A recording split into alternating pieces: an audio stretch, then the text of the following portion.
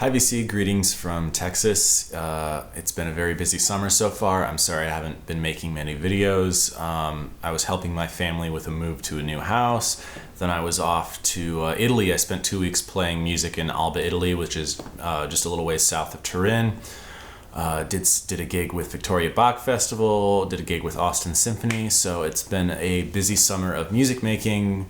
But I've been buying a few records, and I've been listening to some things on the new setup here at the new house, which I will do a video on very shortly. I'm going to do both videos today because tomorrow I'm getting my tonsils out, and that's going to lead to some serious downtime, recover time. Great time to listen to records, but probably not a good time to make videos. So I'm doing that now.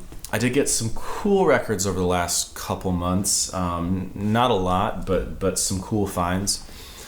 The local record store here in Austin, Texas, one of my favorite stores, End of Veneer, they've had a cool Psych and space rock collection come through, so I did pick up some things from that. I think I'll show those first. First things first, I got some Bowie records, both from them and from other places. This is The Man Who Sold the World, early Bowie glam rock. This is a mid-70s Japanese reissue. Sounds really great. I haven't heard an original US or original UK of this. They're very difficult to find, but I'm really happy with the sound on this Japanese reissue. We have an original US pressing of Diamond Dogs. As far as like the golden period of Bowie, this is not one of his stronger albums, but I think it's still a really good album on its own. It's just compared to, Aladdin Sane and Ziggy and all the albums he was doing around this time, it's not quite up there for me. To keep going with the Bowie theme, I've just been buying Bowie this summer because I've been getting more into his music. We have Scary Monsters, which in my opinion is the last truly good Bowie album from the classic period, because Let's Dance and a bunch of pop albums came after this, and I don't really care for those. This is also an original US pressing. Sounds great. Just listened to it about an hour ago. Here are some of the records I picked up from End of Veneer from that big psychedelic space rock collection that came through. This is an early 70s US reissue of Aphrodite's Child, 666. This is one of my favorite psychedelic albums of the 60s, 70s. And I did have the Back to Black reissue of this. I picked up this early reissue just to compare them sound-wise, and I definitely prefer the early 70s reissue. I think it sounds much, much better. Here we have a first US pressing of the first Hawkwind album, self-titled. I picked this up just because I've been trying to get into Hawkwind for a while now, and some of their albums like Space Ritual I really dig. This was really rare, and the record store had this at a really great price, so I picked this up anyway.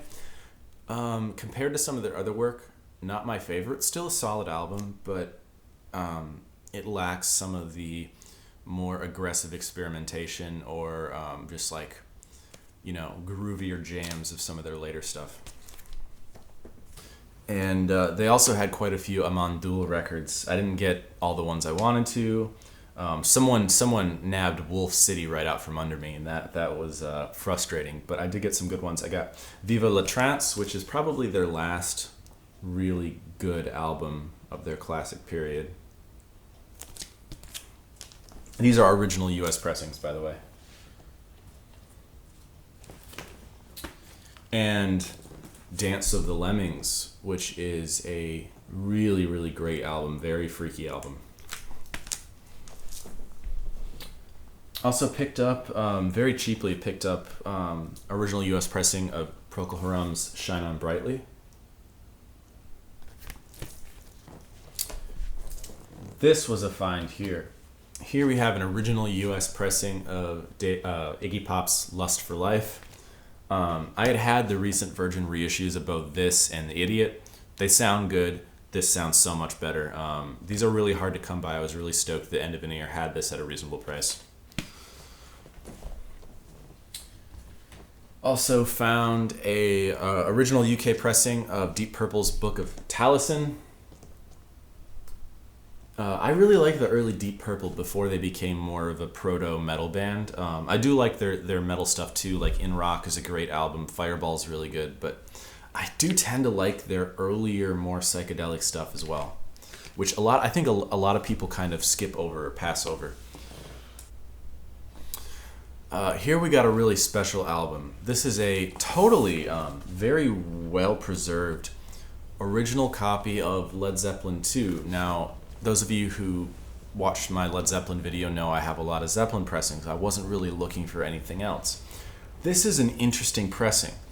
On the dead wax of this Led Zeppelin II album, one side has Sterling Sound RL for Robert Ludwig, and the other side has Sterling Sound LH for, I forget the actual person's name, but it was his assistant at Sterling Sound. So this is not a true RL, which is the very, very rare pressing of this that everyone's searching for. A lot of people know the story, some don't, so I'm just going to briefly retell it now.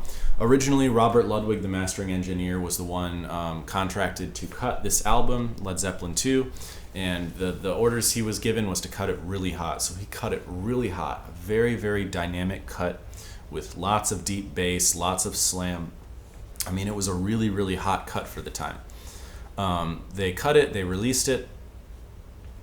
One of the executives of Atlantic took it home, played it on his daughter's kiddie turntable, and it skipped. So he ordered a recut of it. Atlantic recut it in-house, cut all the bass and dynamics, and that's the pressing that most of the time you find in the used bins is that recut pressing, because it wasn't very long before that recut happened. The original wasn't out very, very long before that happened. So most of what you're going to find of Led Zeppelin II of the original US pressings are that Atlantic recut with machine stampers in the dead wax. Now, the pressing that commands a ton of money, that's the original Robert Ludwig hot pressing, is officially RL on both sides with the Sterling Sound etchings as well. This is an RL side A, LH side B. Both sides have Sterling Sound on it. So this is not as sought after as an RL, but I did some research and this is what I found, and feel free to talk about this in the comments. If you think I'm getting something wrong, let me know, but I did do some digging on this. So what's going on with this pressing is that LH was another one of the cutting engineers and Robert Ludwig's assistant. Again, I wish I could remember this person's name offhand. I didn't write it down. That information is out there though. But he was another technician at Sterling Sound along with Robert Ludwig. According to Robert Ludwig himself, because members of the vinyl community have actually written Robert Ludwig about this pressing that has LH in the dead wax. So these engineers would help each other out if there was a backlog. So, Robert Ludwig would cut some of his records, he would cut some of their records. Even though this is not a true RL on both sides, because it's from Sterling Sound, it is the hot mastering. It's just a different cutting engineer doing the cutting. But it's according to Robert Ludwig's instructions. What does that mean for the listener? It means that for less than half the price, you can get something virtually identical, not entirely identical because there's variations in cuttings, just like everything, but virtually identical to an RL hot cutting. You can get almost the same thing for less than half the price if you look for an RLLH, which is what this is. This thing sounds incredible. I think this sounds better than my original UK Plum. And I think it also sounds better in some ways than my original Mobile Fidelity pressing of this album. I have a lot of good pressings of this album. This RLLH sounds amazing. It's definitely not the Atlantic in-house recut that squashed the dynamics. This is really how Robert Ludwig intended the album to sound. It's just because his initials aren't in that B-side of the dead wax, it's not considered a true RL pressing, even though it's going to sound almost identical. If anyone out there has an RL and an RLLH, please do a comparison, because I'd love to hear your thoughts on the difference. I don't think I've read about anyone directly comparing them, but my guess would be, based on what Robert Ludwig has said to people over the years, that it would sound almost identical. So I thought that was interesting because this came up in End of an Ear, my local record store, at a very reasonable price. I was thinking, this is an RL pressing, and then I did some digging and realized it basically is. So I guess you could say I now have a B variant of one of the most sought after record pressings that exist. So this is cool. And again, if any of you have this pressing or have it or compared it to a true RL, let me know in the comments. I'd love to hear your thoughts. Moving on, I got two really good Blue Oyster Cult reissues from Speaker's Corner Records. This is Tyranny and Mutation by Blue Oyster Cult, and Secret Trees. Man, Speaker's Corner Records out of Germany, they don't often do rock records. They don't do a lot of rock records, but the rock records they do, they sound incredible. I have a couple other, I have a ton of their classical reissues, but they have some rock reissues like Patti Smith, Wild Horses, the Moody Blues, Days of Future Past. They did those, and those cuts are incredible. I think they sound much better than any other versions I've heard.